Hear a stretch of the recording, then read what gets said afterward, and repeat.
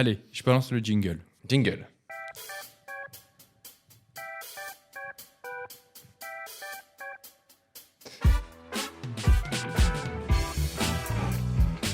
Bah alors. Bah tu voulais le saboter? Ah bah t'attends que je sabote? Bah oui. Bonjour à tous. Bon. Je pensais que t'allais... Bah non, on a raté l'intro. Bon, c'est pas très grave. Bonjour et bienvenue dans le Zéro RR podcast. Toujours animé. Par les frères gallois. Et aujourd'hui, Rémi a envie de saboter l'intro. Rémi a envie de saboter l'intro. On avait dit qu'on partageait la table de mixage et Denis, il utilise encore la table de mixage et moi, j'ai pas le droit. Mais t'inquiète, bientôt on aura des nouveaux jouets. On aura des nouveaux jouets bientôt. Des nouveaux jouets avec des bouts de ferraille? Ah oui, et on aura des nouvelles machines dans le gym, oui c'est vrai, mais on aura aussi des nouveaux jouets pour le podcast. Trop cool. Mais il faut pas trop en dire pour les auditeurs. Aujourd'hui, on est à nouveau dans un épisode assez court où on va continuer sur cette série des erreurs les plus fréquentes en musculation et des erreurs surtout que nous, on a fait et qu'on voit encore aujourd'hui des gens faire. Et la dernière fois, donc, on en avait déjà parlé. On avait parlé notamment de l'erreur de confondre le gabarit et la masse musculaire. Le poids, tout simplement, c'était juste une donnée et qu'elle ne devait pas être une fin en soi. Et je crois que ça a vraiment marqué beaucoup d'auditeurs parce que j'ai eu, je crois, j'ai jamais eu autant, en fait, je crois, de retours sur le podcast où des personnes me disaient que justement, eux, ça avait été aussi un frein à leur progression de focaliser le poids à tout prix et que ça soit dans un sens ou dans un autre, dans un surplus, de viser un poids goal et pareil sur un déficit à ne pas descendre en dessous d'un poids spécifique, tu sais, parce que, comme on l'avait un peu dit dans le dernier podcast, il y a des limites qu'on ne doit pas dépasser ou des limites qu'on doit dépasser et donc se sentir supérieur. Je pense notamment au surplus quand tu passes le fameux cap des 100 kilos. Ouais, putain, je suis une machine en fait. Je fais 100 kilos, plus de 100 kilos. Et inversement, quand tu dépasses ton ratio de taille au niveau de ton poids, c'est la même chose mais dans le sens inverse. C'est-à-dire, purée, je commence à passer un cap où je deviens trop skinny, quoi. C'est vrai que le dernier épisode du podcast, on a eu pas mal de retours. Quand on regarde également les chiffres du podcast, on voit qu'il a été plus écouté, plus longtemps. Alors, possiblement, la qualité du son a très certainement dû y jouer aussi un peu. Mine de rien, c'est vrai que déjà, nos voix sont pas ouf. Mais en plus, quand le son est pas bien calibré, qu'il y a un peu d'écho, etc., c'est vrai que ça peut être un peu plus difficile. Et je pense que la combinaison en fait, du sujet dans lesquels en fait, les gens se sont beaucoup plus reconnus et puis l'amélioration de la qualité du podcast. C'est un tout. Je pense le que sujet était bon, le titre était bon, le son était bon.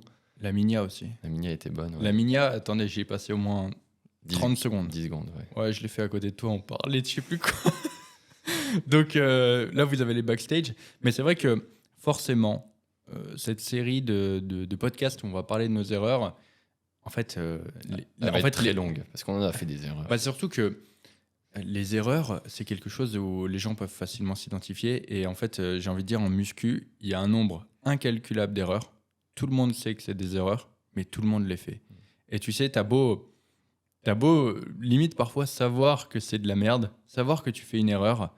En fait, tant que tu l'as pas expérimenté toi-même, tu n'arriveras pas à comprendre que c'est une erreur. Ouais, et puis ça permet aussi de montrer que effectivement, même si aujourd'hui on est coach, on n'a jamais eu en fait la science infuse et on ne dit pas qu'on l'a aujourd'hui.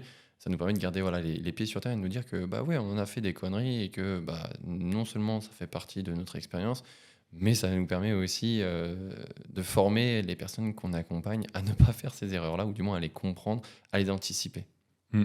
Et là, tu vois, c'est un truc tout con, mais je pense que dans 10 ans, tu vois, quand on n'aura plus une table de mixage, mais carrément une régie et qu'on fera le podcast, on verra. J'espère qu'on en sera là. Ça se trouve, on dira... Qu'on fera un zénith du podcast. Un zénith du podcast, ouais, c'est ça.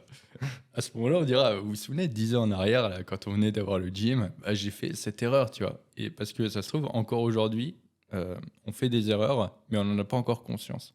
Parce que c'est ça, en fait. Te remettre en question, accepter de dire que tu fais les choses mal, c'est en fait le début de l'acceptation que tu fais une erreur. Surtout, c'est le début du changement pour pouvoir te sortir de cette situation. En fait, être conscient de quelque chose, c'est toujours limite l'étape la plus importante pour te Exactement. sortir d'une situation dans laquelle tu n'arrives pas à atteindre ce que tu veux. C'est-à-dire que bien souvent, il y a des mecs qui vont dire ouais, j'arrive pas à prendre de poids, j'arrive pas à perdre de poids. Et souvent, tu vois, ils font des petites erreurs à la con et ils en ont pas conscience. Et à partir du moment où ils en ont conscience, bah, en fait, tu peux faire des actions pour changer ça. Tu sais, c'est un peu comme dans les. Moi, c'est vrai que je le dis tout le temps. Moi, je suis nul en social. Tu vois, j'ai énormément de défauts dans mes relations avec les autres humains. Mm. Et euh, à chaque fois, je me dis, ok, je m'en rends compte. Et le fait que je m'en rends compte, ça veut dire que maintenant, je peux changer. Tu vois, je peux changer et je peux m'améliorer. Et c'est ça le truc. Et la muscu, c'est pareil. Tes erreurs, à partir du moment où tu t'en rends compte, eh bien, tu peux changer et tu peux t'améliorer. Mais il faut s'en rendre compte. Et c'est aussi pour ça que on va parler de ça dans ce podcast. On va parler de nos erreurs dans ce podcast. Parce que ça se trouve, tu vas te dire, putain, en fait, ils disent que c'est une erreur, mais moi, je pensais que je faisais bien. Et en fait, je fais comme ça. Et du coup, maintenant, je sais que je fais une erreur. Et du coup, maintenant, je peux changer. Et maintenant, je vais devenir Ronnie Coleman. Par exemple. Par Mais exemple. parce qu'en fait, tu as l'erreur et puis après, tu as le déni. Le déni, c'est genre, en fait, tu sais que tu fais une erreur, donc tu as conscience, parce que du coup, c'est ça, c'est la prise de conscience qui te fait comprendre que ce que tu fais, bah, c'est une erreur. Mais le déni, c'est justement quand tu persévères dans cette erreur. Et ça, c'est le cap où justement, tu rentres dans un espèce de cercle vraiment vicieux où bah, ça entrave beaucoup d'autres choses finalement, bien plus que juste ta perception. Mm. Et tu vois, ce déni, ça peut faire un point avec l'erreur dont on va parler aujourd'hui. Parce que Quelle transition, putain. parce qu'aujourd'hui, on va parler de l'environnement.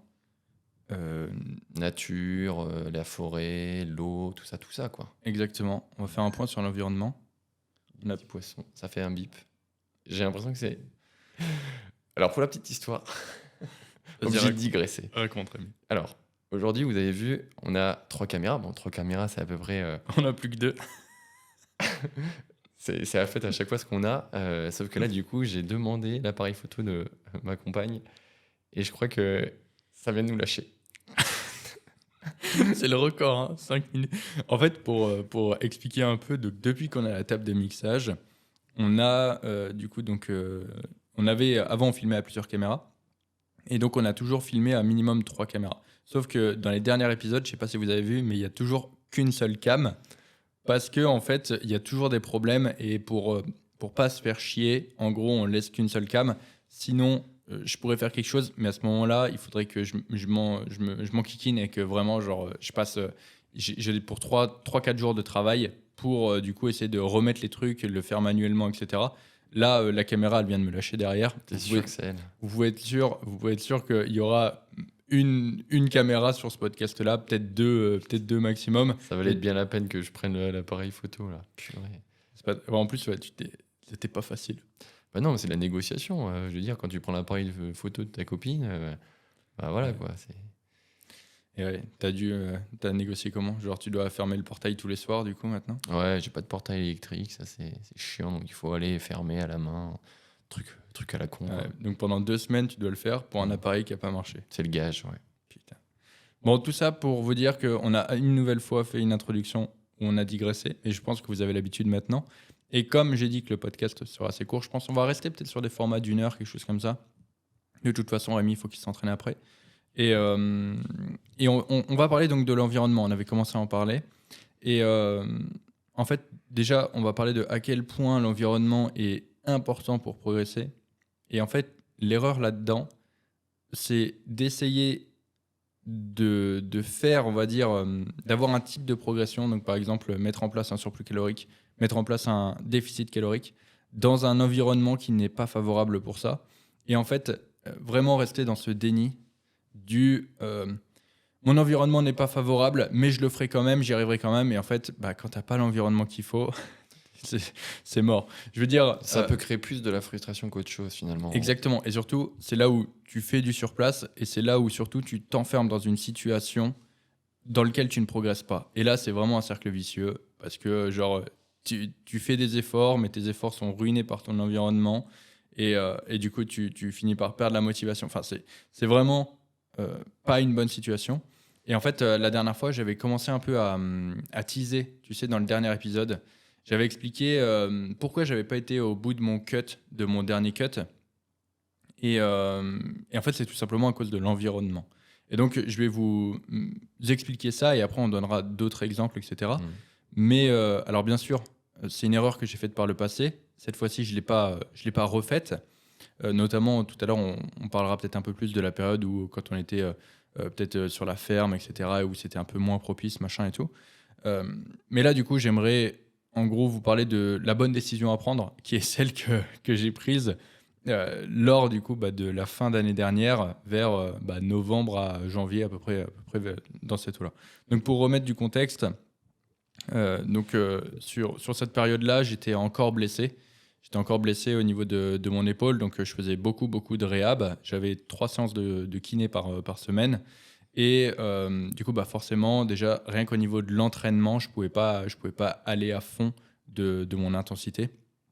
Et donc, forcément, quand tu as un objectif de déficit calorique, tu dois te battre pour maintenir ta masse musculaire. Et le fait de savoir que tu ne peux pas mettre un niveau d'intensité suffisant, c'est extrêmement problématique pour maintenir ta masse musculaire. Donc déjà, j'avais ça qui n'allait pas. Mais ça, j'ai envie de dire, c'était vraiment le dernier des soucis de mon environnement. C'est-à-dire que ça, c'était vraiment minime.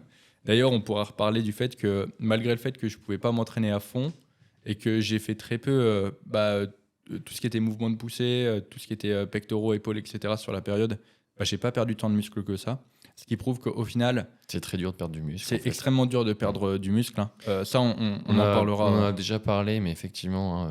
On pourra en reparler plus en détail dans un podcast. Mais en fait... mec, si tu perds du muscle, faut vraiment que tu me dises comment tu fais parce que même quand j'arrête de m'entraîner, j'y arrive pas. Et les personnes qui pensent perdre du muscle, c'est qu'elles perdent surtout du gras finalement. Ouais, c'est souvent comme ça. Ça rejoint du coup ce qu'on disait précédemment. Et donc ça, voilà, je recentre assez rapidement. Donc ouais, il y avait ça. Donc déjà par rapport à l'entraînement et en fait surtout c'était le contexte de vie générale. Donc à côté de ça, d'un point de vue professionnel, c'était là où il y avait le lancement du club, c'était là où il y avait le lancement du lab, c'était là où du coup je devais gérer aussi toute l'équipe des développeurs, etc. Donc j'avais énormément de taf et également il y avait les travaux du gym. Il y avait les travaux du gym, donc on était en plein dedans avec Rémi, donc tout ce qui était peinture, isolation, cloison, etc. Tout ça, ça prenait énormément de temps. Avec le stress de est-ce qu'on va être dans les temps, est-ce qu'on a les capacités de tout faire finalement. Exactement, gérer les ouvriers qui venaient, qui ont fait du n'importe quoi. Du n'importe quoi. Et dédicace, s'ils nous écoutent. Et du coup, donc il y avait ça, bien sûr, à côté, les suivis. Donc continuer de m'occuper de mes clients, continuer de créer du contenu. J'ai pas arrêté de créer du contenu sur cette période. Également, fallait filmer et monter toutes les séries du Build My Gym, la série où on a fait les travaux dans le gym, qui est d'ailleurs toujours disponible sur YouTube si tu veux suivre tout ça. Ça fait partie des meilleures vidéos d'ailleurs, le tout premier épisode de Build My Gym. Exactement. Et ça, encore une fois, tu peux te dire, putain, ça fait beaucoup. Mais encore une fois, c'était vraiment le cadet des soucis, des problèmes de mon environnement. Parce que, en fait, le plus dur dans cette période-là, c'était tout simplement que je vivais dans le gym, sans chauffage, si j'avais un frigo, mais sans pouvoir manger chaud. Donc, sans confort. J'avais pas de chiottes. Et en fait, j'avais pas d'eau. Donc j'avais pas de chiottes. On se rappelle des petits allers-retours au Castorama juste à côté. Exactement. En fait, c'était comme le camping, tu vois. Pour aller aux toilettes, c'était 15 minutes de marche. Fallait pas être pressé, quoi. Quand il faisait froid, en plus, tu vois, moi, je vivais déjà dans le froid, donc j'étais frigorifié. En plus, il fallait que je sorte dehors pour me taper 15 minutes, pour en plus que parfois, c'est pas ton chiotte, t'arrives, genre, c'est un peu dégueulasse, c'est des chiottes publiques. Parfois il y a du monde qui passe avant toi, enfin bref, je te passe les détails. Ouh là là, monsieur, mais ça serait pas le bureau des excuses là que vous êtes en train de nous lister? Non, mais c'est tout ça pour dire que pareil, donc j'avais pas de douche, pas d'accès à l'eau, pas d'accès au chauffage. Mon lit était confortable, ça c'était bien. J'avais mis un bon lit, j'avais mis un bon matelas par contre, mais et puis surtout pas un repas chaud en 3 mois. Et en fait, je sais pas, genre, tu sais, c'est. Tu te dis, ouais, 3 mois sur l'échelle d'une vie, c'est quoi? Et enfin, c'était même pas ça à la base. C'était 2 mois, en fait. Et finalement, bah, vous savez, dès qu'on fait des travaux, et ça se passe jamais comme prévu, ça a été retardé pour des raisons qu'on avait déjà expliquées sur la cuisine qui a été installée en décalé à cause des problèmes liés avec l'artisan. Bref, ces 2 mois sur l'échelle d'une vie, on se dit, mais ça va passer vite. 2 mois quand il fait froid, quand Ouais, puis tu justement rajoutes, tu as la un mois, pression, tu rajoutes un mois avec un la mois, cuisine qui est voilà, pas- un mois supplémentaire où du coup ça te rajoute ben, un dégoût parce que tu te dis merde, je pensais tenir 2 mois et après c'était bon, finalement il t'en rajoute un, donc ça te rajoute encore plus de la nervosité. Ça n'avance pas comme tu veux, tu as la pression de tout ce qui est à côté. Mhm. Mais la question c'était pourquoi en fait finalement tu avais lancé ton déficit à ce moment-là? Parce que, Non, en fait, j'étais déjà en déficit ouais, depuis un petit moment, mais c'est juste que je l'ai pas poussé. En fait, j'ai pas été au bout à cause de cette période. Parce qu'en fait, l'environnement n'était absolument pas favorable Ouais. pour pouvoir continuer, tu vois. Et puis même mentalement, je me souviens, c'était une période où même sans le froid, tu sais, c'était la période des nuits blanches, donc où, avec zéro sommeil, tu vois, genre tu fais les tours de cadran. C'était la période où bah, il y avait énormément de travail, donc c'est sûr que bah, ouais, tu te couches plus de minuit à chaque fois, tu te lèves, il est 5-6 heures, puis même tes nuits, elles sont pas... Genre, Elles sont pas réparatrices. bah non, Parce que, tu te pelles le cul, ouais, quoi. puis tu cogites tout le temps. Tu C'est ça. cogites tout le temps, et en fait, T'arrives pas t'arrives pas à mettre ton cerveau en mode off et pendant toute la nuit, durant les quelques heures de sommeil, bah tu réfléchis, t'arrives pas à passer à autre chose, t'arrives pas à rentrer dans le sommeil profond. Et au moment où tu t'endors, bim, c'est l'heure de se réveiller. Ouais, c'est un peu ça. Puis en plus, à ce moment-là, donc on est dans les travaux de la salle, mais on n'a pas les machines, hein, donc on peut pas s'y entraîner. Ouais. Tu vois, on n'a pas tout ça. Si, il y avait quelques machines, mais elles n'étaient pas montées, tu vois, elles étaient encore démontées. Mm. C'était celles qu'on avait ramenées bah, des ventes aux enchères. Il y avait le belt squat qui était la première machine, etc. Mais en gros, je pouvais pas m'entraîner dessus. Donc, bah, il fallait quand même aussi, si je voulais m'entraîner, bah, il fallait quand même se taper de la route pour aller s'entraîner, etc. Donc, en fait, j'ai envie de dire, les conditions dans lesquelles j'étais, l'environnement dans lequel j'étais, c'était même pas un environnement favorable, ne serait-ce que pour vivre. Alors, comment tu veux que ça soit un environnement favorable pour pousser un déficit? Parce qu'en plus, c'était ça. Potentiellement, bah, c'était le gras récalcitrant. C'était du coup bah, la période où j'avais déjà des adaptations métaboliques à cause de la diète. Donc c'était là où potentiellement il aurait fallu que je sois le plus bas en calories parce que également bah, c'était là aussi où bah, mon body fat était quand même assez bas, tu vois. Mm. Donc il fallait que je pousse encore. Et en fait, je me suis dit, mais juste si je continue mon déficit, mais déjà j'essaye de guérir ma blessure, mais en fait je vais me rajouter je vais me rajouter une blessure, quoi. Je vais me refaire mal ailleurs. Ça sert à rien, tu vois, ça sert à rien. En plus, il fallait que je sois productif pour pouvoir suivre les travaux. Voilà, faut pas oublier qu'un déficit, ça reste un déficit, donc à un moment où du coup tu donnes moins à ton corps, et donc bah, il faut quand même que tu sois un minimum lucide. Alors on dit pas que le déficit que tu suivais, il était vraiment hardcore, mais on va dire qu'il était mine de rien très difficile au vu de tout ce que tu avais à côté à gérer. Donc bah, forcément, quand on mange moins, on réfléchit moins bien, on est moins fort aussi dans les travaux, bah, tout nous paraît lourd, on est fatigué, on a des petites gênes, des petites douleurs qui apparaissent.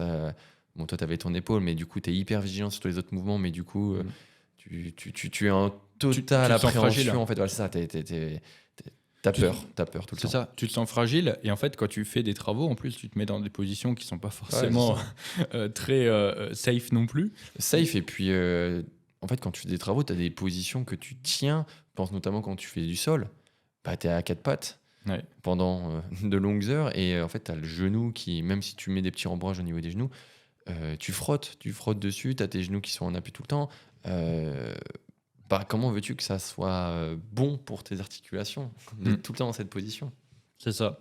Et du coup, donc, bah, là, en fait, le choix a été assez simple pour moi. C'est, bah, très bien, mon environnement n'est pas favorable pour ça. Ce que je fais, c'est tout simplement que bah, je remonte mes calories. L'objectif, c'est plus de guérir. L'objectif, c'est plus de finir la salle. L'objectif, c'est plus de gérer la pression. L'objectif, c'est, voilà, c'était plus ça. Et c'est pas très grave, tu vois. Quand mon environnement redeviendra favorable, eh bien, j'irai au bout de mon cut. Aujourd'hui, on est 6 mois plus tard. Mon environnement est devenu plus favorable. Et le physique est insane. Je fais mon cut et j'ai même pas l'impression d'être en cut. C'est-à-dire que tout se passe très bien. Au niveau de l'entraînement, je me sens très bien. Bon, je touche du bois, je sais pas où il y a du bois, mais tu vois, j'ai pas de douleur. Je sens que ça m'explose bien la gueule. Tu vois, tous les indicateurs sont verts. Pourquoi ? Parce que mon environnement est favorable. Et en fait, là, tu te dis, ok, mais Denis, tout le monde aurait fait comme toi à ta place, tu vois. Mais en fait, la vérité, c'est que non. Tout le monde n'aurait pas fait la même chose que moi à ma place. Pourquoi ? Parce que quand ça te concerne, quand tu es dans le truc, eh bien, c'est vachement plus difficile de réfléchir comme ça. Là, en fait, je t'expose le point de vue, déjà 6 mois plus tard, et je t'expose en fait le point de vue avec toute la réflexion que j'ai eue. Mais quand ça te concerne et quand tu es en fait, quand tu es à fond dans tes objectifs et que tu veux vraiment les atteindre, c'est très dur en fait de te dire bah, non, en fait, mon environnement actuel n'est pas favorable pour ça. Et en fait, parfois, on se retrouve avec. Ça peut être des personnes qui sont très jeunes, ça peut être des personnes qui sont moins jeunes, hein. Et typiquement, ça peut être bah, du jeune qui vit encore chez ses parents, qui peut pas peser sa nourriture, etc., à potentiellement le futur père de famille qui est en train en plus de trimer à fond sur son boulot, qui vient juste peut-être d'être père, tu vois. Genre, il est père de jumeaux, en plus, tu vois. Et il essaye de tout faire, sauf qu'il dort 3 heures par nuit, il n'arrive pas à s'alimenter comme il veut maintenir son déficit et ça marche pas, tu vois. Et pourtant, il se dit no pain, no gain, tu vois, je vais y aller, je vais tout donner, c'est quand c'est dur qu'il faut. Alors qu'en fait, genre, juste, si tu comprends que ton environnement n'est pas favorable et que tu te dis c'est bon, mais en fait, la situation elle va se stabiliser. Dans 3-4 mois, c'est mieux. Dans 3-4 mois, ça sera favorable. Et juste, des portes décalent, ouais. C'est ça, je le décale. Mais c'est très dur, hein, parce que tu as quand même l'aspect de ok, je rentre dans un objectif de déficit, par exemple, et donc tu te donnes une direction. Et en fait, quand tu rentres, c'est comme si tu rentres sur une bretelle d'autoroute, là, paf, tu prends direction Paris. Et tu vois qu'en fait, la route, tu as des embouteillages, quoi, des gros embouteillages. Et tu vois que ça freine, que tu vas pas réussir à aller jusqu'à Paris. Et du coup, ben, tu te dis, allez, je suis quand même presque arrivé à Paris, sans trop savoir où tu en es en fait sur l'autoroute, parce que tu sais pas s'il va y avoir des bouchons plus tard.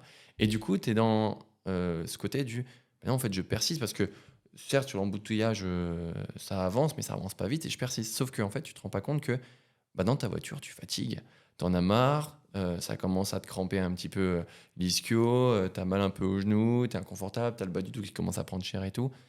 Je suis en train de partir dans une métaphore. Non, elle est très bien. Et en fait, tu pars et tu te dis au bout d'un moment, mais allez, je suis bientôt arrivé quand même à Paris, c'est pas le moment de faire demi-tour, quoi.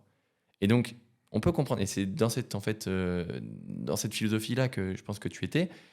T'es sur l'autoroute, t'es à fond, tu vois qu'en fait, en plus des embouteillages, tu tapes une tempête.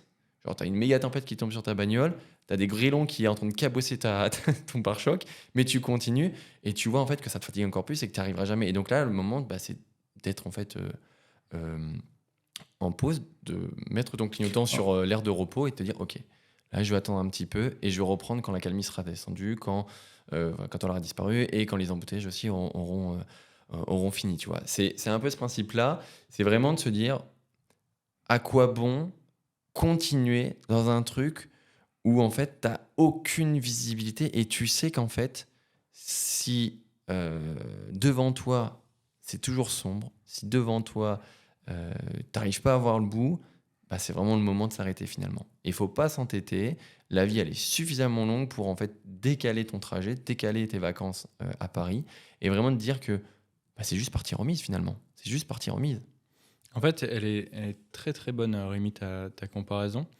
Et c'est vrai que si tu as un embouteillage qui est devant toi, en fait, la solution, c'est tout simplement, comme l'a dit Rémi, bah, soit potentiellement de sortir, de prendre genre une route petite nationale. Voilà, une petite nationale, une route de campagne qui va faire... Chiant, parce que c'est des routes à 90, voilà, souvent ça va rallonger, des poids lourds, ça va rallonger ton trajet. etc. Chiant.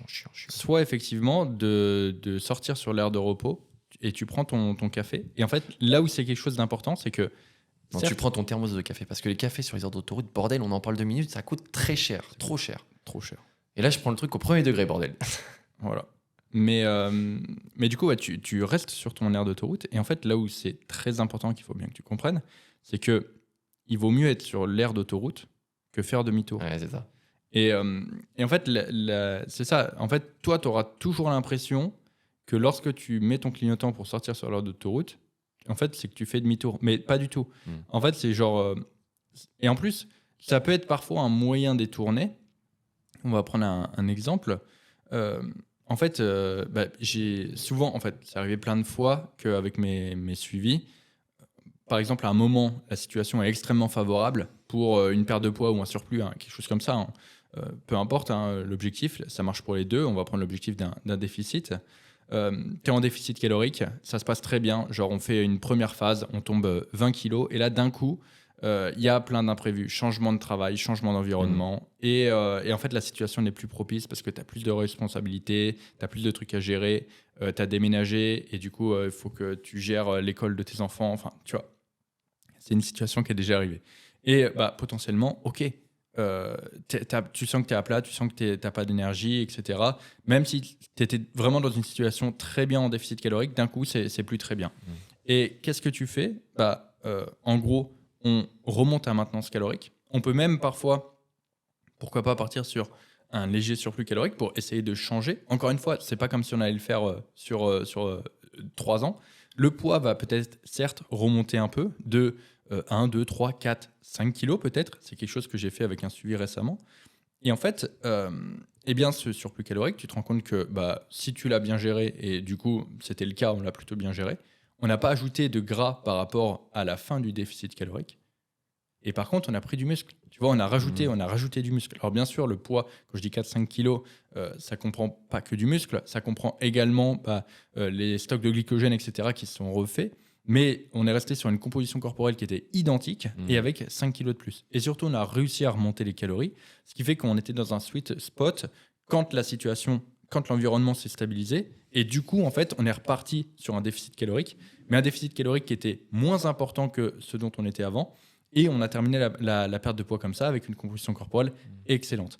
Et qu'est-ce qu'on a fait là? En fait, on a pris cette petite route de campagne que disait Rémi. Un peu sinueuse, un peu chiante. Un peu chiante. On a fait un détour, tu vois. En fait, l'objectif, c'était d'aller à Paris, mais en fait, on s'est arrêté à Orléans. Et à Orléans, je sais pas ce qu'il y a à Orléans. Il y a un parc d'attractions. On s'est arrêté au parc d'attractions. C'était cool, tu vois. On a modifié un peu les vacances. Et c'est exactement ça. C'est en fait, parce que l'objectif, en fait, tu te rendras vite compte qu'en musculation, l'objectif de tout le monde, c'est d'être plus sec et plus musclé. Et si à un moment, tu peux pas être plus sec, focalise-toi sur le fait d'être plus musclé. Et si à un moment, tu peux pas être plus musclé, focalise-toi sur le fait d'être plus sec. Parce que bien souvent, quand ton environnement t'empêche de faire l'un, il est favorable à l'autre. Et c'est souvent comme ça. Et ce changement de direction, c'est ça que les gens n'arrivent pas à faire. Ils restent obstinés, comme l'a dit Rémi, vraiment dans ce bouchon d'autoroute. Et tu veux pas sortir, mec. Tu les vois à toutes les sorties. Tu vois, il y a tout le monde qui sort. Tu vois, il y a tout le monde qui sort. Mais toi, tu es obstiné. Et puis tu vois devant, c'est des camions, c'est des trucs, c'est des machins. Et toi, tu es là, tu es bloqué. Et il y a un moment où il n'y a plus de sortie d'autoroute. Tu vois, genre, tu es un peu baisé et tu es obligé d'y rester. Donc non, en fait, voilà, sors de ce déni. Pose-toi toujours la question du est-ce que mon environnement est favorable à ma progression? Parce que ça ne sera pas toujours le cas. Et bien souvent, quand ce n'est pas le cas, tu peux te focaliser sur un autre aspect. C'est beau. En fait, ça reprend en fait plein de situations. Forcément, quand tu parles de la tienne, je pense à la mienne, je pense à celle aussi de certains de mes suivis, où justement, moi, je vais prendre le cas d'un de mes suivis qui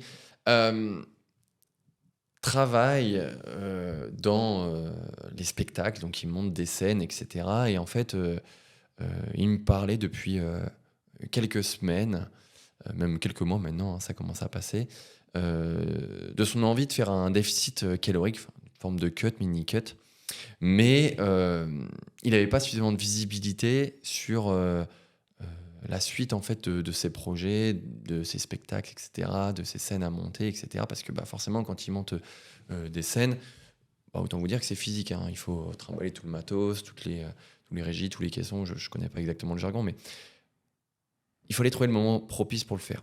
Et donc, ensemble, on a pris le temps, on a réfléchi à la situation de se dire, ok, là en fait on navigue à vue et c'est pas ce qu'il faut. Il nous faut quand même quelque chose de plus stable, une horizon, vraiment il faut que ce soit dégagé, quoi. Il faut que tu puisses avoir de la visibilité. Et donc on a décalé et là on va pouvoir enfin attaquer le cut parce que en fait on a bien fait au vu de ce qui s'est passé sur les semaines précédentes. Il y a eu des scènes où il a monté celle de Big Flo et Oli, enfin bref, il a monté des trucs énormes où pendant plus de 48 heures, tu montes, tu démontes les trucs, t'es rincé, quoi, t'es cramax. Et mettre un déficit dans une situation comme ça, c'est pas idéal. En plus de ça, tu as les risques aussi du métier, de te faire mal, c'est ce qui lui est arrivé. Il s'est fait mal à un genou en montant une estrade, je sais plus exactement ce qu'il a fait, mais en fait, c'était pas du tout le moment. Et on a bien fait. Et en fait, on s'en est réjoui. On s'est dit, mais heureusement qu'on a attendu. Et justement, l'intérêt du coaching, c'était de voir ensemble, de collaborer sur, OK, la roadmap ici, c'est d'attendre, de voir un petit peu ce que ça va donner dans les prochains mois. Et là, enfin, on peut définir un cut ensemble et dans des conditions optimales. Mais voilà, ça ne servait à rien de le faire avant. Il fallait attendre. Dans mon cas, j'en ai déjà parlé aussi dans un podcast. Quand j'ai commencé les travaux de ma maison, je savais bien qu'il fallait que je me délaisse de quelque chose. Je savais bien qu'il y avait quelque chose que je ne pouvais pas tenir. Alors, par expérience aussi, je me suis dit, je vais bien sûr continuer de pratiquer parce que c'est le plus important, aller à la salle, essayer d'être dans une logique de progression, c'est ce que j'ai fait. Par contre, la diète, j'ai essayé d'être le plus optimal en veillant à avoir un apport en protéines, à avoir des repas plus ou moins structurés, enfin plutôt structurés même. Je me suis interdit de manger des fast-food pendant la période. J'avais déjà expliqué qu'en fait, on passait à chaque fois avec ma compagne à nos retours de travaux devant un McDo. Jamais on s'est arrêté. On passait aussi tous les soirs devant un Burger King. Jamais on s'est arrêté. Jamais on s'est dit, mais c'est le moment, on va dire, on craque, on va bouffer ça. Non, parce que j'essayais quand même d'être le plus rigoureux, mais je savais que je ne pouvais pas avoir la main sur l'ensemble de mes calories parce que ma dépense a été trop fluctuante. J'avais un timing au niveau de mes repas qui n'était pas gérable finalement, parce que en fonction de ce que je faisais comme travaux, ça décalait un petit peu ce que j'entreprenais dans ma maison. Et donc, ce que j'ai fait, c'est à cette période-là, c'était de délester un petit peu la partie calorique. Et donc, tout simplement, ça a été d'attendre. Et là, enfin, je suis posé, je suis installé, j'ai tout ce qu'il faut. J'ai pu brancher ma yaourtière, j'ai pu rebrancher tout ce dont je me servais finalement au quotidien pour retrouver tout ce que j'avais avant. Et donc là, maintenant, je peux me relancer dans une diète. Et même là, en ce moment, j'attaque un déficit depuis plusieurs semaines. Et ça se passe très bien. Et comme l'a dit Denis, en fait, quand tout est au vert, tout se passe bien finalement. Tout se passe bien. Et on ne dit pas que il faut attendre la situation parfaite pour se lancer dans un déficit, dans un surplus, etc. C'est vrai qu'on peut être dans ce cas-là hyper spectateur et attentiste de la situation optimale. On dit juste qu'il y a juste des situations qui s'y prennent pas et que ça sert à rien de se donner l'illusion que ça va le faire. Il faut parfois être très patient, ça peut être long, mais c'est souvent la meilleure chose à faire. Moi, je me souviens, quand j'ai fait cette erreur pour la première fois, c'est quand j'étais dans mes premières années de musculation. Donc, en fait, c'était sur mon année de terminale. Donc, j'ai fait mes 2 années de première où vraiment donc, je m'entraînais avec Monstro et où je pouvais manger bien. Donc, j'expliquais, j'ai déjà dit, je faisais les menus donc chez moi, etc. Je faisais les courses. Je préparais tout, je prenais mes galettes, je prenais mes compléments en cachette, etc.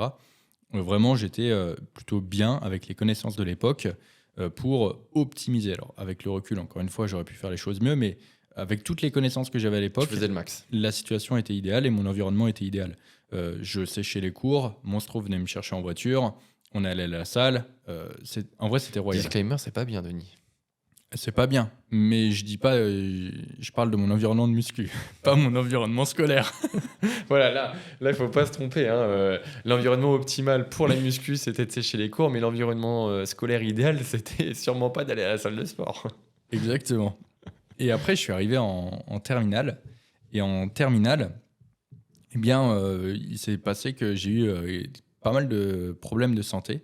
Et ces problèmes de santé, en fait, m'empêchaient de m'alimenter correctement. C'est-à-dire que... Toi, t'en as jamais parlé, je crois, dans le podcast. J'ai dû effleurer le sujet quelques fois.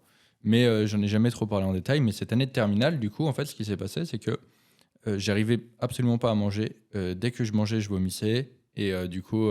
alors, pour ceux qui se demandent, c'était un problème qui était lié au stress. C'était un problème qui était lié au stress. Et en fait, c'est parti du jour au lendemain. À partir du moment où je me suis dit, Denis, tu stresses.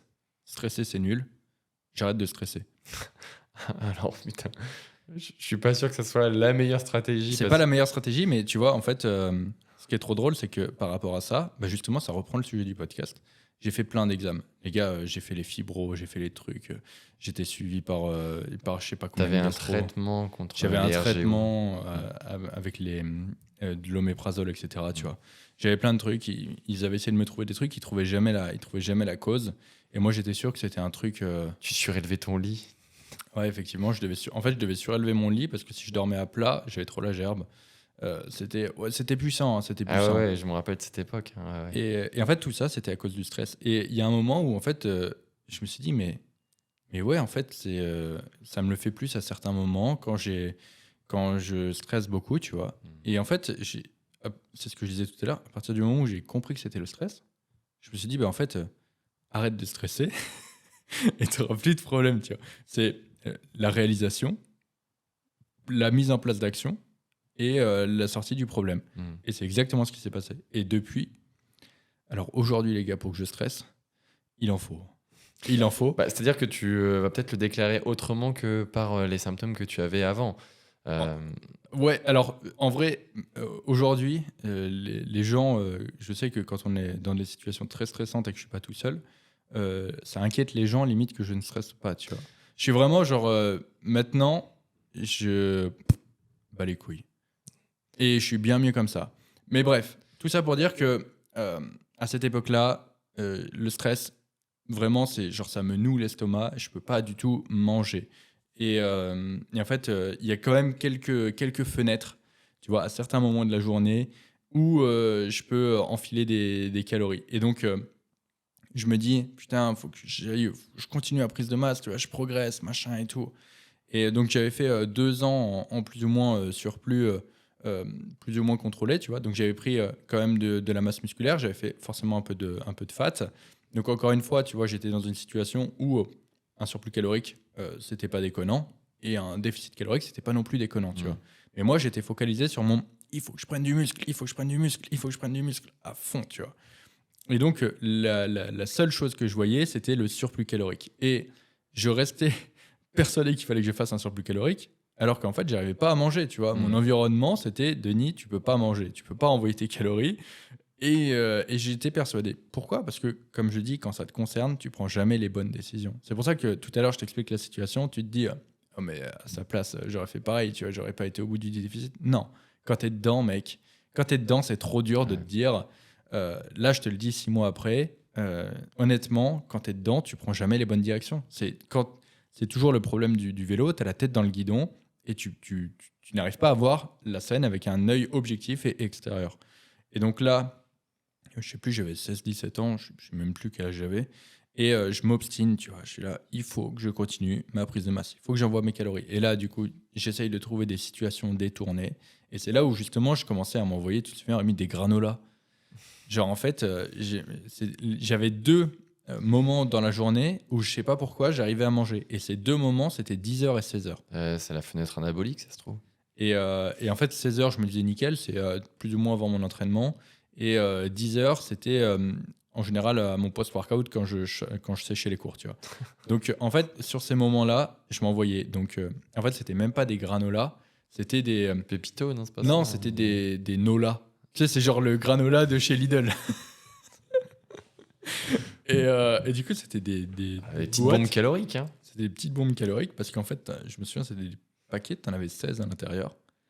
Et ça représentait l'équivalent de 1300, je sais plus, 1300 ou 1600 kilocalories, le truc. Et en fait, je m'envoyais ça donc à 10h, à 16h. Et après, en général, sur mon repas du soir aussi, c'était là, le repas du soir, c'était mon plus gros repas. Et en fait, qu'est-ce qui s'est passé ? Eh bien, en fait, je suis devenu turbo skinny fat, quoi. Parce qu'en plus, à cette époque-là, j'avais pas de dépenses énergétiques. Et il faut savoir que c'est même pas plus, si c'est plus de la moitié, mais je dirais pas loin du 3/4 de mes calories, c'était de la merde, tu vois, c'était des granolas, bordel. Et ouais, j'essayais de m'envoyer des trucs comme ça, même quand j'étais externe, du coup, sur ma pause de midi 13h. Bah, en fait, vu comme j'arrivais souvent pas à manger, tu vois, j'allais au plus calorique parce que moi, je réfléchissais qu'en calories, tu vois. Donc, tout ce qui était légumes, tout ça, ça dégageait, tu vois.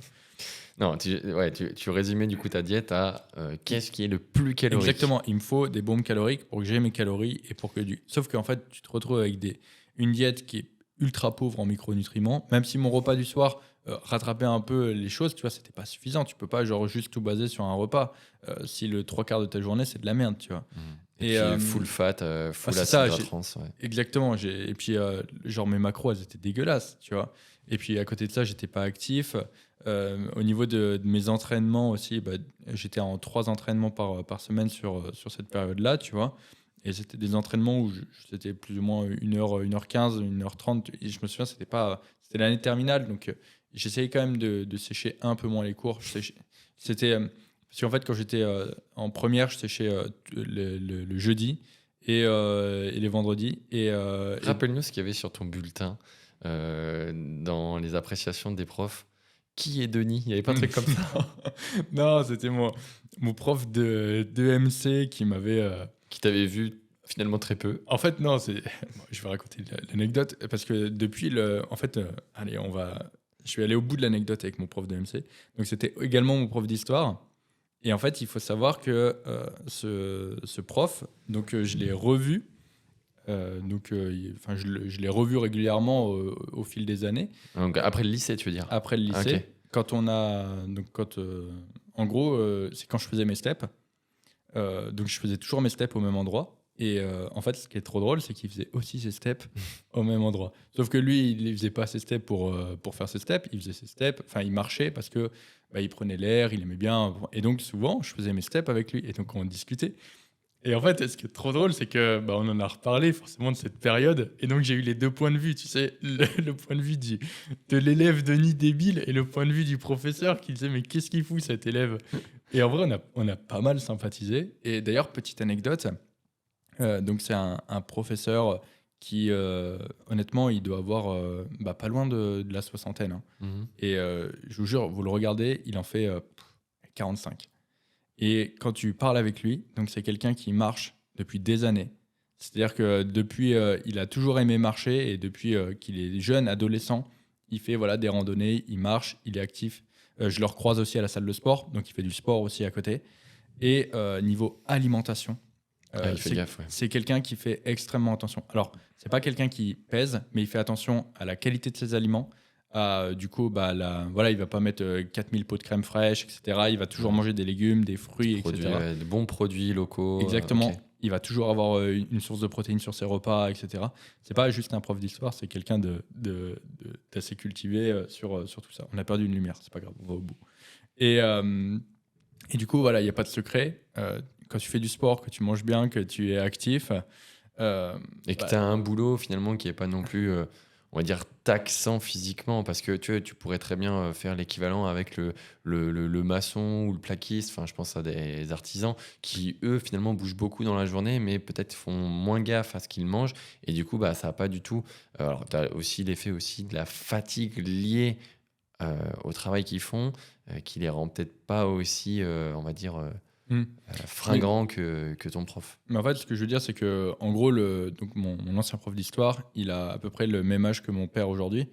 Et en fait, quand je compare les deux, je me dis, d'un côté, il y a le daron qui est complètement explosé, tu vois, il n'y a pas une articulation qui est encore en santé. Il a tu vois. toujours bougé, c'est juste qu'il a jamais fait gaffe. Mais parce que son boulot aussi l'a épuisé. Et qui, du coup, fait son âge. Et mon prof qui, du coup, lui, en fait, fait genre 15-20 ans de moins. Mais quand je dis 15-20 ans de moins, je ne déconne pas. Okay. Et vraiment, je déconne pas.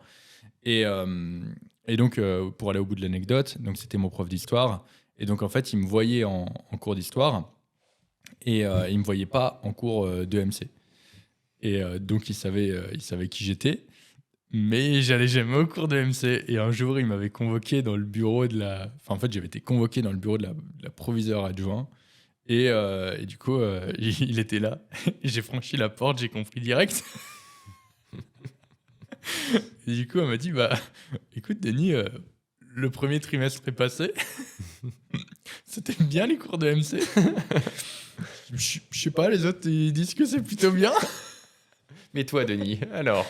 J'ai pas d'avis. Comment ça, pas d'avis? Mais du coup, voilà, pour la petite anecdote, je sais plus pourquoi j'en étais là. Oui, du coup, je séchais les cours. Et oui, du coup, j'étais persuadé qu'il voilà, il fallait que je continue mon surplus calorique alors que en fait, c'était absolument pas la bonne période. Et justement, en fait, j'aurais pu me utiliser le fait que j'avais moins d'appétit pour réduire mon apport calorique, tu vois. J'aurais pu utiliser ces difficultés à m'alimenter pour réduire mon apport en calories, rechoper une shape un peu plus sèche, tu vois, Mm. et par la suite voir comment ça allait évoluer, à la limite faire peut-être une maintenance, ce genre de choses. Le déficit calorique en plus aurait pu indirectement relancer mon appétit, tu vois. Bref, avec des si on refait le monde, Ouais. mais en tout cas une chose est sûre, c'est que j'ai été contre mon environnement, et c'est ça qui est ultra important, et c'est ça en fait le message du podcast, c'est n'allez pas contre votre environnement, parce que vous allez vous mettre dans une situation qui sera en fait, vous allez vous enfermer dans une boîte, et c'est la boîte de la non-progression et de la frustration. Et après, quand vous allez rester extrêmement... Parce qu'il y a des personnes qui restent très longtemps dans cette boîte, hein. Il y a des personnes qui restent 1 an, 2 ans, 3 ans, 4 ans dans cette boîte. Et après, vous allez dire, vous allez venir sur mes posts Insta et vous allez dire, ouais, Denis, t'es chargé. Désolé, c'était le petit pic parce que forcément... Ouais, surtout en ce moment où tu postes pas mal de contenu de ta condition. Donc, Alors non, c'est que je suis resté... Donc j'avais dit dans un podcast que j'allais mettre un peu plus souvent des photos de moi en calbar parce que ça fait des vues, etc. Et là, en fait, ce qui s'est passé, c'est que je suis resté quelques temps sans le faire parce que j'étais occupé et puis parce que j'avais... tu avais d'autres contenus à proposer. En fait, c'est ça, la création de contenu, c'est très simple. La règle d'or de ma création de contenu, c'est je fais ce que j'ai envie de faire. Hmm. Si tu as envie de partager du contenu éducatif, tu C'est ça. partages du contenu éducatif. Si tu veux partager des photos de ta shape, bah, tu partages des photos de ta shape. Tes Jusqu'ici, entraînements, etc. jusqu'ici, en fait, c'est que je m'étais un peu interdit de poster des photos de ma shape et de montrer mon physique, entre guillemets. Pourquoi ? Parce que je voulais, c'est ce que j'avais dit, je voulais que les gens me suivent plus pour Tes connaissances. voilà, mes connaissances que le mon reste. physique. Donc, en fait, maintenant, j'ai fait sauter cette barrière, dans le sens où, bah, écoute, si je veux montrer mon physique, je m'en fous. S'il y a des personnes qui me suivent pour mes connaissances, tant mieux. S'il y en a qui me suivent pour mon physique, tant mieux. Ça se trouve, peut-être qu'ils finiront par m'aimer pour pour mes connaissances aussi, tu vois. Mais effectivement, c'est pas pour ça que je vais me mettre tous les 3-4 matins à poil. Et par exemple, la dernière fois, j'ai fait une vidéo parce que j'essaye d'upgrade la qualité du contenu. D'ailleurs, si tu suis sur Insta, tu as dû voir une amélioration de la qualité du contenu. Et forcément, quand il y a la bonne cam, quand je suis un peu plus sec, même si je suis plat, voilà, un petit posing. C'est vrai que Quelle j'aime offense. j'aime Même le- si je suis un petit peu plat. j'aime le On bodybuilding. aimerait être plat comme toi, enculé. C'est vrai, je suis plat. Je pense que si vous me regardez dans mon t-shirt, là, je dois paraître sacrément. Oui, bien sûr. Ouais. Après, ça fait partie de. C'est ce qu'on a dit dans la dernière vidéo, tu vois. Ça fait partie des déficits, il faut l'accepter. Et une fois que j'aurai fini ça, je remplirai le t-shirt. Je t'aurais dit un petit enculé quand même. N'hésitez pas à le dire en commentaire. Non, je déconne. T'as des choses, mon frère, à ajouter sur l'environnement ou pas ? Bah non, mais l'environnement, en fait, c'est le tout. C'est le tout. C'est-à-dire que si t'as pas l'environnement le plus favorable, comment dire, faut plutôt partir de la négation. Si ton environnement n'est pas favorable, tu ne pourras pas espérer avoir les gains les plus favorables. Euh, comment dire, quand tu fais quelque chose, surtout dans la muscu, tu veux le faire bien. Et donc, si tu commences à te dire, bon, je fais ça, mais ma diète, elle sera pas parfaite parce que je suis chez mes parents ou parce que je vais pas pouvoir traquer, je vais pas avoir de balance, etc. Bon, effectivement, tu peux quand même continuer. C'est ce que je disais. Il faut pas non plus après se leurrer dans. Il faut que ça soit parfait. Il faut que ça soit favorable. Moi, je pense qu'il y a une distinction à faire entre ces deux-là. Et c'est pas parce que tout n'est pas, on va dire, au max que ça ne t'empêche pas d'être au max. Je prenais l'exemple de la diète. Quand j'étais pendant mes travaux, veiller juste à avoir des bonnes sources alimentaires comme ton prof, veiller à avoir des apports en protéines, traquer en fait les repas que tu peux traquer et on va dire faire attention sur le reste du temps, mais en étant un peu off track, c'est déjà très bien. Là, c'est déjà 80% de ta diète si tu fais un pourcentage. Pareil pour tes steps. Si t'as pas de montre connectée pour traquer tous tes pas par exemple, mais que tu as juste ton téléphone et que parfois tu peux pas l'avoir toujours sur toi, juste le fait de faire des pas de manière volontaire en disant je vais marcher un peu tous les jours, c'est déjà aussi une bonne démarche. T'es pas à 100%, mais t'es pareil, t'es à 70-80%.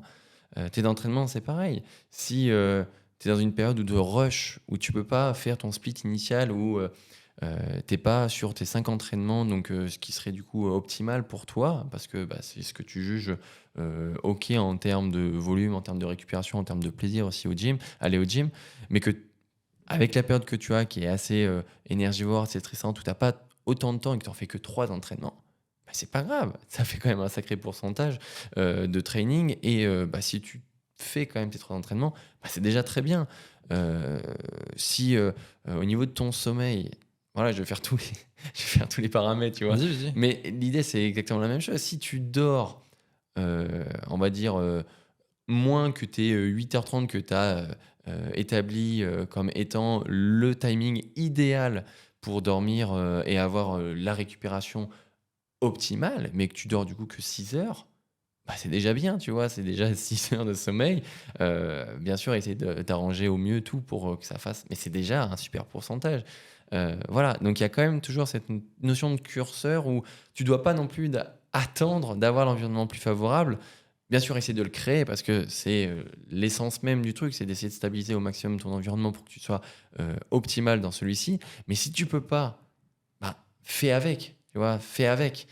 C'est juste ce côté de contre-naturel, de contre-nature que décrivait Denis, où tu sais que si tu reprends les paramètres que j'ai établis, si par exemple tu sais que tu vas absolument pas pouvoir manger, que tu vas être, je sais pas, en cantine scolaire, parce que je pense à un de mes suivis qui peut la semaine absolument pas traquer parce qu'il est dans un camp militaire et en fait il a des rations qui sont proportionnées et il a aucune idée de ce qu'il mange et c'est souvent frites et tu sais pas en fait ce que tu manges concrètement. Effectivement, c'est peut-être pas la meilleure, peut-être la meilleure période pour attaquer un déficit ou attaquer le surplus calorique de ta vie, quoi. Donc voilà, il y a, on va dire, des warnings, vraiment des drapeaux, des red flags, voilà, j'allais chercher le mot, des drapeaux rouges en fait, ça, c'est pas une situation qui te permettra de faire un objectif de déficit, par exemple, si je reprends l'exemple de tout à l'heure. Donc, il y a à avoir, en fait, des critères bien précis pour t'assurer que tu vas pouvoir le faire correctement. Donc, voilà, et je voulais juste préciser ça parce qu'on a beaucoup parlé d'environnement propice, d'environnement, en fait, contre nature, mais il y a un monde entre les deux et c'est cette fameuse nuance dont on parle beaucoup dans le podcast. Et c'est, après, là, le plus difficile, c'est de cerner ce qui va être suffisamment favorable pour quand même te permettre d'avancer dans ton objectif. C'est vrai que tu as soulevé un point important, c'est que ici, on n'a pris que des exemples extrêmes. Donc moi, je voulais volontairement prendre un exemple de surplus calorique, un exemple de déficit calorique. Elle est chaude. Et des exemples aussi qui m'étaient arrivés, parce que le but, c'est mes erreurs. Mais effectivement, parfois, en fait, ton environnement est favorable, mais n'est pas optimal. Ouais. C'est ça, en fait. C'est ça, c'est la différence que je disais entre favorable et maximal. Optimal. Exactement. Et en fait, parfois, ton environnement peut être favorable, mais pas optimal. Par ça, j'entends, on va reprendre le cas de la bouffe, parce que c'est souvent ça qui arrive. Exemple, tu peux pas traquer pour X ou Y raison. Voilà, t'es jeune, tu manges à la cantine, ou alors tu manges au self du taf, etc. Tu as un objectif où tu veux perdre du poids, tu as un objectif où tu veux prendre du poids, peu importe, c'est la même chose. À ce moment-là, en fait, c'est juste qu'il faut accepter que par rapport à tes objectifs actuels, tu ne pourras pas maximiser ta progression. C'est-à-dire que si tu veux faire un déficit calorique, oui, tu pourras créer un déficit calorique si tu fais attention à ce que tu manges, etc., si tu fais les bons choix. Mais en fait, il faudra quand même accepter que potentiellement, vu comme tu n'as pas de repères, certains jours, tu seras en déficit, ok. La plupart des jours même, tu seras en déficit si tu t'y prends bien. Mais certains jours, vu comme tu n'as pas de contrôle, vu comme tu n'as pas de notion, tu seras peut-être à maintenance, tu seras peut-être en léger surplus. Et en fait, il faut juste accepter que ton déficit calorique, il ira peut-être pas aussi vite que ce qu'il aurait pu être si la situation avait été optimale. Même principe, tu veux faire un surplus calorique, eh bien, tu vas essayer de faire tes choix pour essayer de maximiser les calories, etc. Ne mange pas des granolas. Mais tu maximises tes calories, donc même principe, tu manges au self, donc tu fais les choix en fonction de ça. Et ce qui va se passer, c'est que oui, il y a des jours où tu vas être un surplus calorique, il y a des jours où tu vas être à maintenance, il y a peut-être des jours où tu ne mangeras pas assez. Tu pourras toujours essayer de compenser, mais encore une fois, ça voudra dire que soit tu vas aller moins vite dans ton objectif de surplus calorique. Soit également, tu auras peut-être plus de chances de faire du gras parce que tu géreras moins la quantité de ton surplus énergétique. Donc, ça se trouve, tu seras peut-être beaucoup trop au-dessus. Bref, tout ça pour dire que oui, on a pris des exemples extrêmes où la situation n'était même pas favorable, donc l'environnement était vraiment contre ton objectif, mais effectivement, il y a aussi des nuances où parfois tu peux avoir un environnement favorable mais pas optimal, et à ce moment-là, il faut juste accepter que tu ne pourras pas avoir le beurre et l'argent du beurre, c'est-à-dire tu ne pourras pas, oui, par exemple, je prends mon déficit actuel, j'ai un environnement favorable, je perds 10 kilos en 5 semaines, tu vois. En plus, j'aurais pu aller plus vite, tu vois, mais j'avais pas spécialement d'intérêt et ça me va Petit très bien flex. comme ça. Hop là, petit flex. Non, mais parce que mon environnement 10 est kilos, 5 semaines. Imagine, maintenant, mon environnement n'est pas optimal, mais il est favorable. Ça se serait traduit par quoi? Peut-être par une perte de, je sais pas, de 4 kilos en 5 semaines. C'est déjà une perte. Mais c'est déjà une perte. Ce qui veut dire que, oui, pour aller, si on reprend la métaphore de l'autoroute, oui, pour aller à Paris, en fait, là, c'est même pas tu prends l'autoroute, c'est tu prends directement les routes de campagne et du coup, tu prends plus de temps pour y aller. Mais il faut bien faire la différence avec ça. Mais par contre, et c'était ça vraiment l'erreur, c'est quand ton environnement est contre toi, quand ton environnement va à l'encontre de ton objectif, ne force pas les choses. Ouais, tu perdras forcément. Exactement. C'est comme si tu voulais aller nager contre un tsunami, mec. Le tsunami va t'exploser la gueule. Alors, on a donné aussi des objectifs comme le déficit ou comme le surplus. Et là, ça va être un peu plus philosophique. C'est-à-dire que on parle beaucoup de rendre l'environnement le plus favorable. Tu vois, donc c'est-à-dire que on essaye d'adapter l'environnement à nous. Là, je vais te demander, Denis, de faire l'inverse. Que toi, tu t'adaptes à ton environnement. On va essayer de changer la donne. C'est-à-dire que si tu es dans un environnement où y a plein de choses que tu peux pas maîtriser, essaye de t'adapter à lui. Tu vois, c'est l'inverse. C'est-à-dire que là, tu le subis. Tu subis ton environnement et là, tu vas essayer de réfléchir à des objectifs, comme j'ai dit, pas forcément de déficit ou de surplus, comme on a dit là, mais peut-être des objectifs différents. Juste te dire, mon objectif, pendant cette période un petit peu de difficulté, qu'elle soit plus ou moins grande, plus ou moins longue, ça va être peut-être de se donner des objectifs moins énormes. Ça peut être, je sais pas, essayer d'aller chercher une perf sur un exercice, ou ça peut être juste d'avoir ses apports en protéines, juste ça. Enfin, donner des objectifs qui sont peut-être déjà bien pour la situation que tu es en train de vivre, tu vois, et pas de se dire je vais essayer absolument de faire un déficit. C'est essayer déjà de trouver des objectifs spécifiques à la situation que tu subis. C'est ce que je disais tout à l'heure. Tu peux pas, dans une situation qui n'est pas optimale, tu peux pas vouloir le beurre et l'argent du beurre. Et donc effectivement, à ce moment-là, tu te contentes que du beurre, et parfois c'est même pas la plaquette entière, tu vois, c'est un petit bout de la plaquette, tu vois. Mais ça reste un peu de beurre quand même. C'est ça, ouais, parce que forcément que là, ton environnement ou même le mien, on l'a créé, on a favorisé ce contexte idéal. La salle de sport, avoir des journées où en fait on rythme tout ça, on rythme tout en fonction de notre objectif. Là vraiment, c'est qu'on module notre environnement. En gros, c'est l'environnement qui subit en fait la pression qu'on lui fait subir, si tu veux.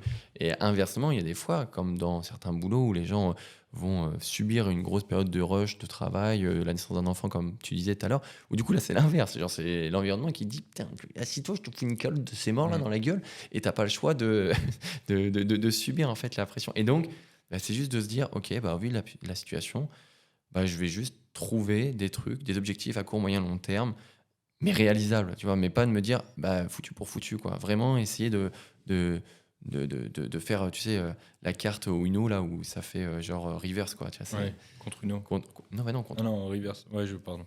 Tu pioches de cartes, mec. J'ai pas de carte. T'as pas de carte.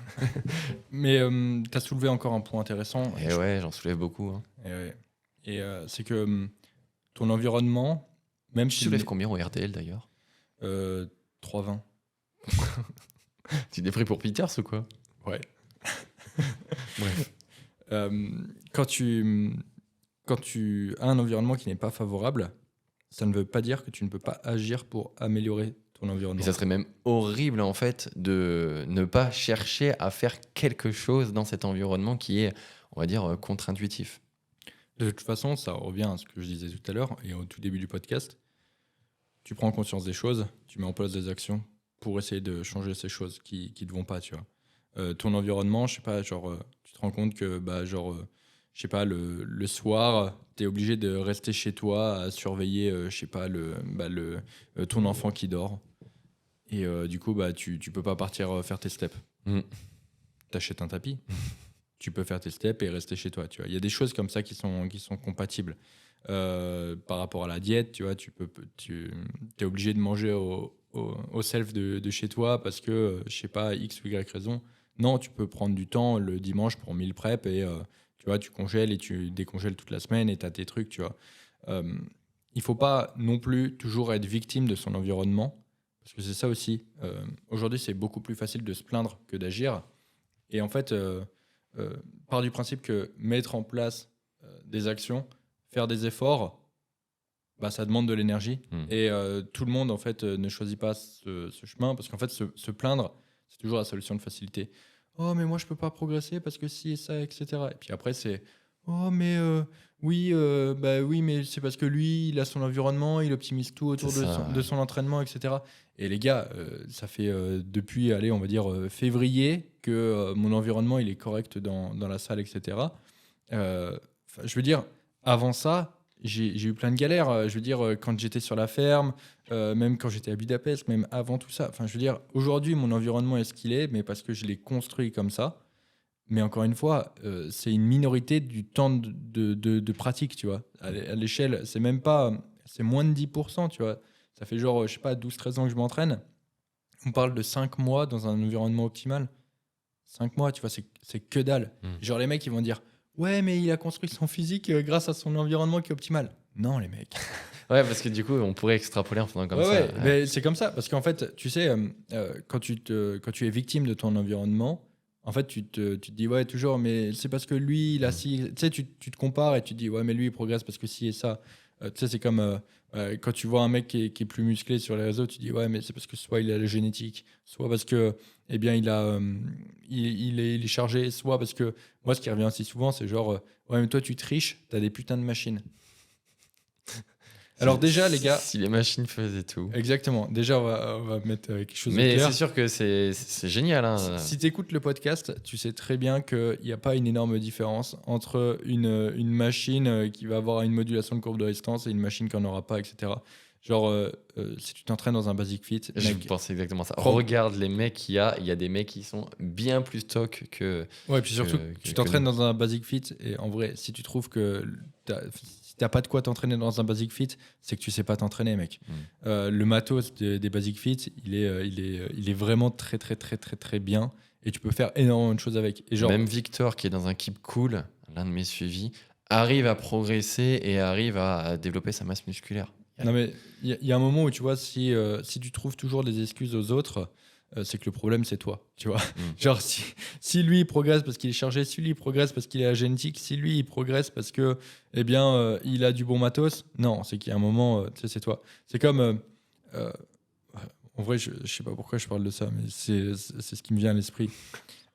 Bon, tu le sais, j'ai fait pas mal de dates récemment et je continue d'en faire un peu. Qu'est-ce qu'il va me raconter? Et Rémi, à chaque fois, il se dit, c'est à ce moment-là où ça peut partir en couille. Ah ouais. Et tu sais, il y a toujours ce truc que moi, j'adore faire connaissance avec des gens et j'aime bien les écouter, tu vois. Et puis, je fais ma petite analyse.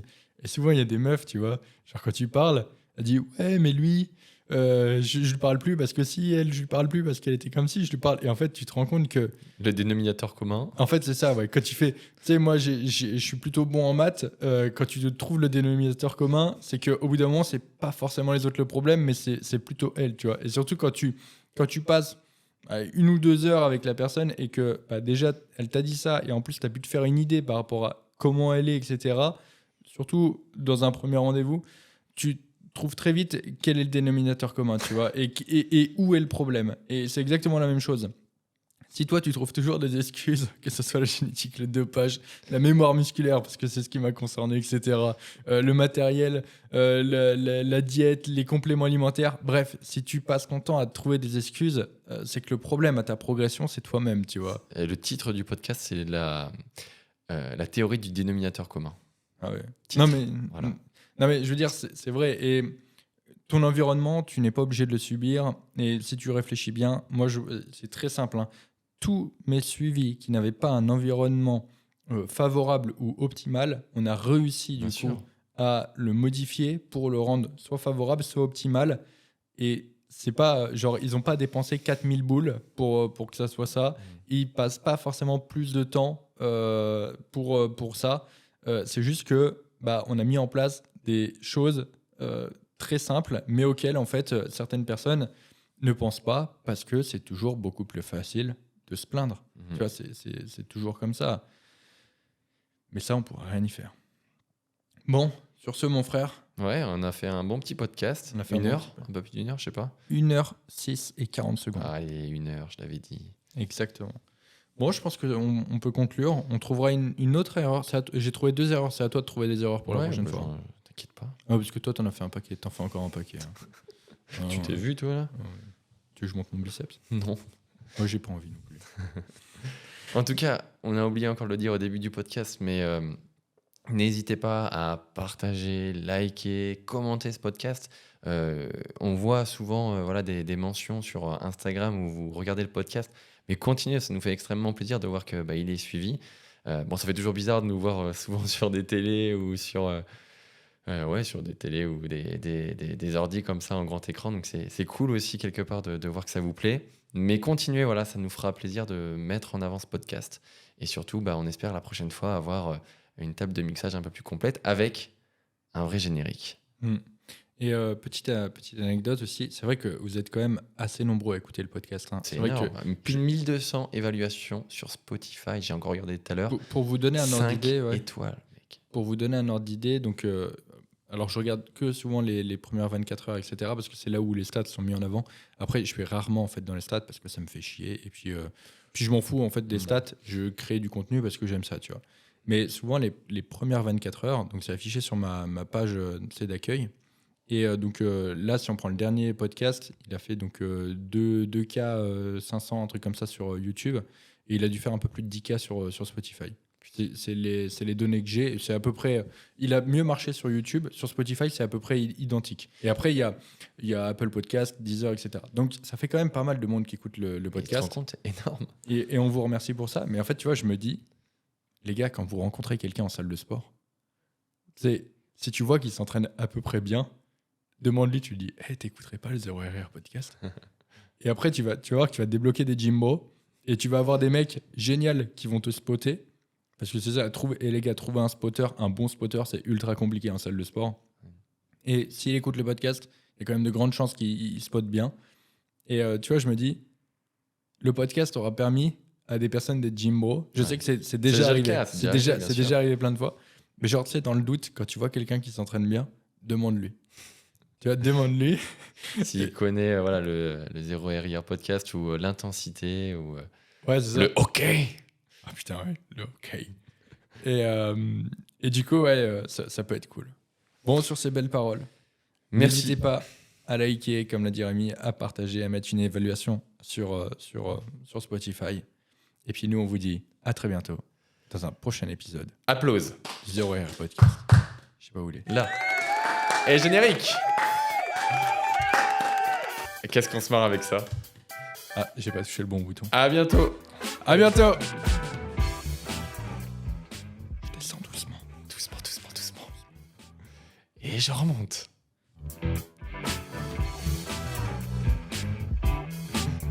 Allez, tu vas faire joujou avec? Allez, je fais joujou.